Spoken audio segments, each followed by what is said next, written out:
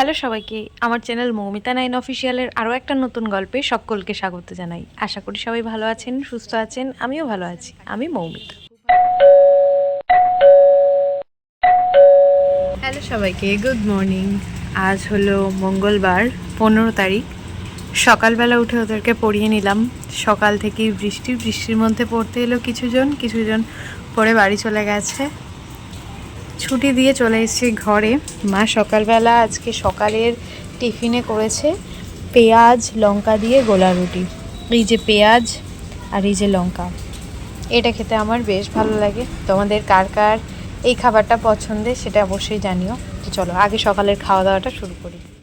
যারা আমার চ্যানেলটিকে সাবস্ক্রাইব করেছেন তাদেরকে অসংখ্য ধন্যবাদ, অনেক ভালোবাসা রইল। আর যারা চ্যানেলে নতুন আছেন, এখনও চ্যানেলটিকে সাবস্ক্রাইব করেননি, অবশ্যই চ্যানেলটা সাবস্ক্রাইব করে আমার চ্যানেলের পাশে থাকবেন। আমি তো পড়াচ্ছিলাম বাইরে, বুনু এখানে বেড ক্লিন করে ফেলেছে। পুরো বেড ক্লিন করেছে, রুমটা পুরো ক্লিন করেছে, সোফাটা পুরো ক্লিন করে রেখেছে। মানে পুরো ঘরটা ওর ক্লিন করা হয়ে গেছে, আজকে আমাকে করতে হয়নি। ওর আজকে একজন স্টুডেন্ট সকালবেলা পড়তে এসেছিলো, পড়িয়ে ওঠার পর ও তাড়াতাড়ি হয়ে গেছে, ও পড়িয়ে এগুলো ক্লিন করে নিয়েছে।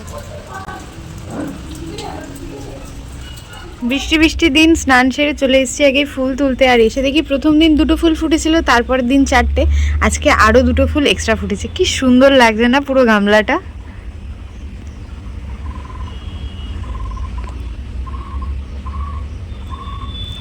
আর একটাও কি যেন বলে, নীলকণ্ঠ ফুল তো ফোটেই নি। এখানে 2টো টাইম ফুল ফুটেছে। আজকে ফুলগুলো নেবো না, আজকে ফুলগুলো থাক। আজকে সেরকম একটাও বেশি ফুল পাইনি, ছাদ বাগান থেকে তো ফুল পেলামই না।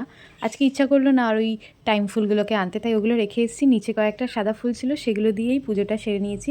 তারপর মা লাঞ্চের মেনুতে রেখেছিল এখানে ডিম আলুর তরকারি আর ভাত। আমার এই ডিম আলুর তরকারিটা খুব ভালো লাগে না, তাই অল্প পরিমাণ ভাত নিয়েছি। তো চলো, গত 3 দিনের ভাবনা চিন্তার পর অবশেষে আজকের ওয়েদার ভালো আছে। এখন বেরোবো, আমি আর বৌদি যাবো একটুখানি নার্সারিতে। বৌদি বলছে গাছ আনবে, তো মা বললো যা, আমাদের যদি একটা পদ্ম গাছ পাস তো নিয়ে আয়। তো তার জন্য রেডি হয়ে গেছি। তো চলো যাই, সবটাই শেয়ার করবো, কোথায় যাচ্ছি, কী গাছ আনছি। ব্লগটা শেষ অবধি দেখো আর দেখে জানিয়ে তোমাদের কেমন লাগবে। চলো যাই। ঘুরছে তখন সময় বেলা 12টা, রবিবার দিন। আমি তখন রান্নাঘরে, হঠাৎ দেখি বৌদির ফোন আসলো। বৌদি ফোন করে বলছে আজকে দুপুরবেলা একটু নার্সারিতে যাবে। আর সেদিন আমার কথা ছিল বুনুকে নিয়ে একটু আশ্রমে ঘুরতে যাওয়ার, কিন্তু সেদিন এত পরিমাণে বৃষ্টি হলো না, বৌদির সাথে কোথাও যাওয়া গেল। বৌদির সাথে তো যাওয়া যেতই না, কারণ আমার কথা ছিল আশ্রমে যাব। তো বৌদিকে বললাম চলো পরের দিন যাব, মানে সোমবার দিনও বিকালবেলা এত বৃষ্টি, যাওয়া আর হলো না। অবশেষে আজ মঙ্গলবার, ফাঁকা দিন পাওয়া গেছে। মেঘলা ওয়েদার থাকলেও সকালে বৃষ্টি হলেও ওই টাইমটায় মানে দুপুরের দিকে কোনো রকম বৃষ্টির সম্ভাবনা ছিল না। তাই কথা অনুযায়ী আমরা বেরিয়ে গেছি। তো 4জন মিলে বেরিয়ে পড়েছি নার্সারির উদ্দেশ্যে। আর এখানে আমরা চলেও এসেছি প্রথম নার্সারিতে। আমরা নার্সারিতে। আমি তো নেবো জবা গাছ আর পদ্ম গাছ। প্রথম এই নার্সারিটাতে এসেছি, আর এসে দেখছি ওই যে একদম ছোট্ট একদম গোলাপি কালারের জবা ফুলের গাছ রয়েছে, ভর্তি নার্সারি। এর আগে যতটা নার্সারি পার করে এসি সব জায়গাতেই দেখলাম এই একই জবা গাছ রয়েছে। নাম জিজ্ঞেস করায় জানতে পারলাম এটা হলো লক্ষ্মী জবা। এর আগে কোনো দিন দেখিনি, যেটার দাম একদমই কম ছিল, নেওয়া যেত। কিন্তু মা যেহেতু বলেছে এই দুটোই আনবি, তাই আমি ভাবলাম আগে ওগুলো নিয়ে নিই, পরে এগুলো নেব। দেখতে এত সুন্দর লাগছিল, বলছিল নাকি অনেক ফুল হয়।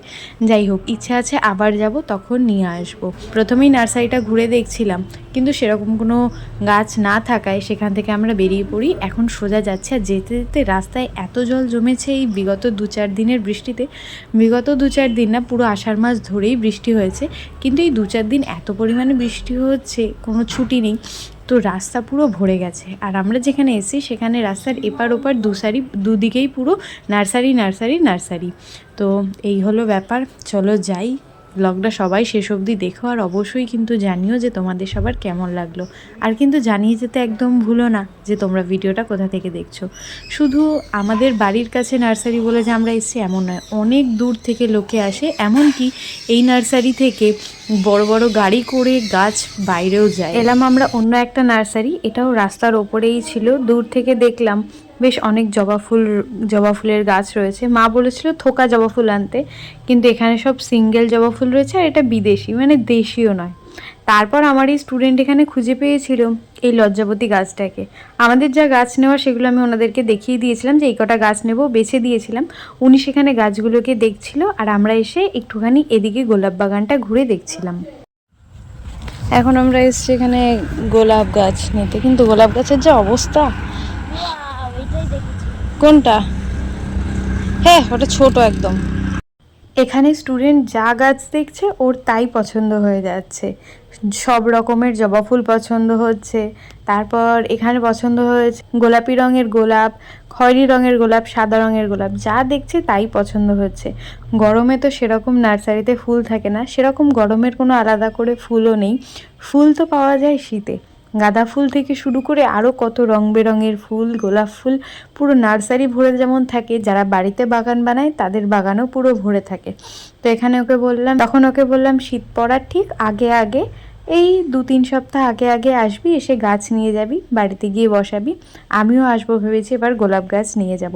তো আমাদের ওখান থেকে যে কটা গাছ নেওয়ার ছিল ওনাকে তো বলে দিলাম এ কটা নেবো, উনি সেগুলো আমাদের প্যাক করে দিয়েছে, আমরা নিয়ে বেরিয়েও গেছি। আর এখানে ফেরার পথে দেখছি যে দুর্গাপুজোর প্যান্ডেল শুরুও হয়ে গেছে। আমরা প্রায় 3 থেকে 4খানা প্যান্ডেল দেখেছি। আর ওই যে সূর্যি মামা কতটা বড় করে দেখা যাচ্ছে, সকাল থেকে সেইভাবে দেখাই যায়নি। যখন বাড়ি থেকে বেরোলাম তখনও পর্যন্ত সূর্যি মামাকে সেইভাবে দেখা যাচ্ছিল না। আর এদিকে না আমার স্টুডেন্ট বাড়িতে পড়তে চলে এসেছে, মা ফোন করে বললো কোথায়, আমি বললাম আসছি, এই তো দুর্গাপুজোর প্যান্ডেল দেখছি। মা বললো কী বলিস, আমি বলছি হ্যাঁ বাড়ি গিয়ে বলছি। এটা হলো দ্বিতীয় প্যান্ডেল। এইভাবে তো প্যান্ডেল দেখেই নিলাম, এরপর কিছুদিনের অপেক্ষা, তারপরই প্যান্ডেল পুরো সেজে উঠবে, মায়ের আগমন হবে। অসাধারণ ব্যাপার, এই অপেক্ষা ব্যাপারটা কিন্তু অসাধারণ। আমার তো বেশ ভালো লাগে যে কোনো কিছুতে অপেক্ষা করতে। এখানে সূর্যি মামা বেশ ভালোই উঠেছিল। তারপর চলে এসেছিলাম আমরা অন্য একটা নার্সারিতে, আর সেখানে এসে দেখলাম জলপদ্ম। এখানে জলপদ্মের দাম এত বেশি বলছিল, ভাবলাম থাক অন্য কোথাও থেকে নেব, কিন্তু দেখতে বেশ সুন্দর লাগছিল। স্টুডেন্ট বলছে এখান থেকে নেবই নেব, বায়না। যাই হোক, তারপর বৌদি বোঝানোতে আর নিল না। এখানে পেয়েছিলাম আমরা থোকা জবা, সেখানেও এত দাম, মানে আর হাত দেওয়া যাচ্ছিল না। ফুল গাছ কিনতে গেছি এটা তো ঠিক, কিন্তু এক গাদা দাম দিয়ে কিনবো সেটা তো ঠিক নয়। তারপর এখানে একটা গাছ দুজনারই খুব পছন্দ হয়েছে, বৌদির আর স্টুডেন্টের দুজনারই, এই গোলাপি রঙের ফুলটা। এর নাম আমি জানি না, তোমরা যদি কেউ জেনে থাকো তাহলে অবশ্যই জানিয়েছো এই গোলাপি রঙের ফুল গাছটার নাম কি। তো এখানে না ও যাচ্ছিল নীলকণ্ঠ ফুল গাছ আনবে বলে, আমাদের বাড়িতেও আছে, আমিও ভেবেছিলাম আনবো, মা বললো দরকার নেই, যা আছে তাতেই হবে। তারপর না এখানে দেখতে পেলাম ওই যে লেবু ঘাস যেটাকে বলে সেইটা, কিন্তু লেবু গাছ দেখতে গিয়ে কি দেখলাম দেখো, বললো সেটা হলো পায়েস গাছ। মানে এই পাতাটা গরম চালের মধ্যে যদি রান্না অবস্থায় দিয়ে দেওয়া হয় তাহলে পুরো পায়েসের গন্ধ আসবে। আমিও একটু নিয়ে যাই বাড়িতে। লেবু ঘাস যেটা ছিল সেটা তো খেতে পুরো আদার গন্ধ আসছিল, আর পায়েস পাতা যেটা ছিল সেটা তো মানে একটুখানি হাতে ডললাম, দেখলাম পুরো পায়েসের গন্ধ। তাই কিছুটা পাতা আমি আর কিছুটা পাতা স্টুডেন্ট নিল, বাড়ি আনবো। আর এখানে দেখছিলাম পুদিনা পাতা। সব থেকে বড় কথা হলো কিছু কিনতে যাচ্ছি, সেখানে যদি অনেক কেনাকাটার পরে কিছু গিফটস পাওয়া যায় তাহলে তো মনটা ভরে যায়।